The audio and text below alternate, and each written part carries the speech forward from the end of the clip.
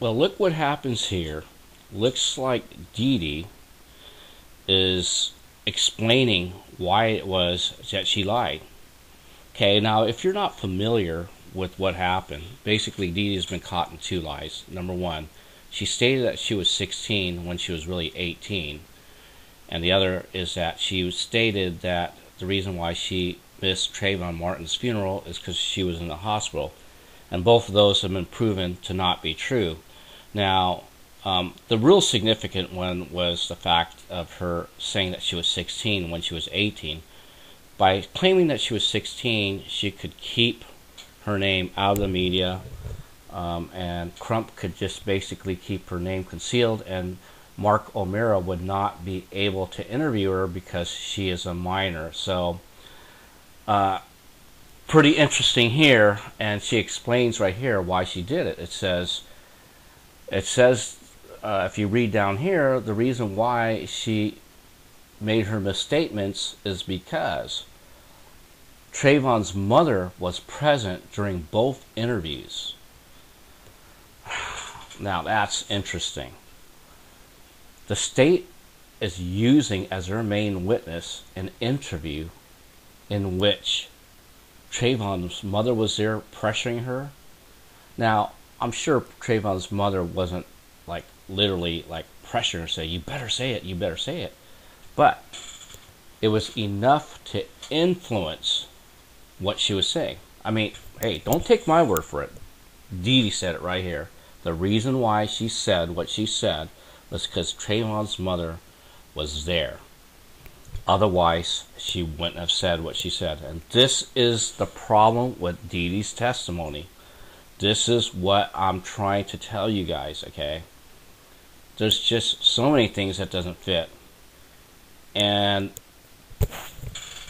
now that she's been caught in a couple lies, okay, I really feel that she was pressured to make more false statements than what was just these two. And the reason why I think that is because Crump got to her before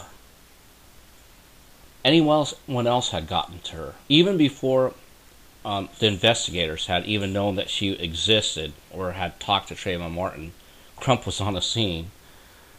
And it wasn't until way later that anyone really got to interview her. And this is what I'm trying to say.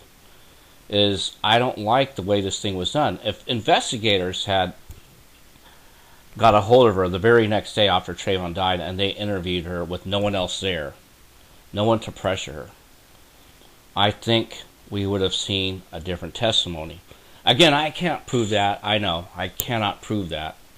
But I do know at least two statements were made because this interview was conducted this way. The reason why I know that, you just read it. Trayvon's mom was here, see? So, it'd be interesting to see what happens in this case, but I will tell you this one thing. You know, I told you before, you know, that I predicted that Zimmerman would walk.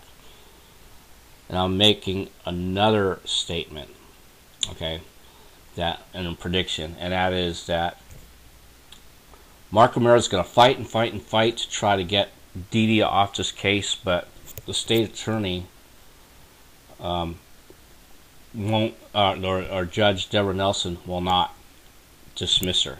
It will not, and I'll tell you why.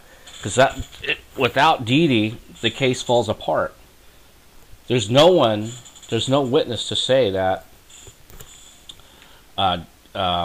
Trayvon was defending himself. She's the only one that said that, well, he was scared, so he kept running, and he ran until he was exhausted. So they need Dee Dee, and probably, you know, she should be tossed out of this case, but they won't. They're not going to end this trial because of that. So that's my prediction, and we'll just have to wait. Trial's coming up in 2 weeks. See you then.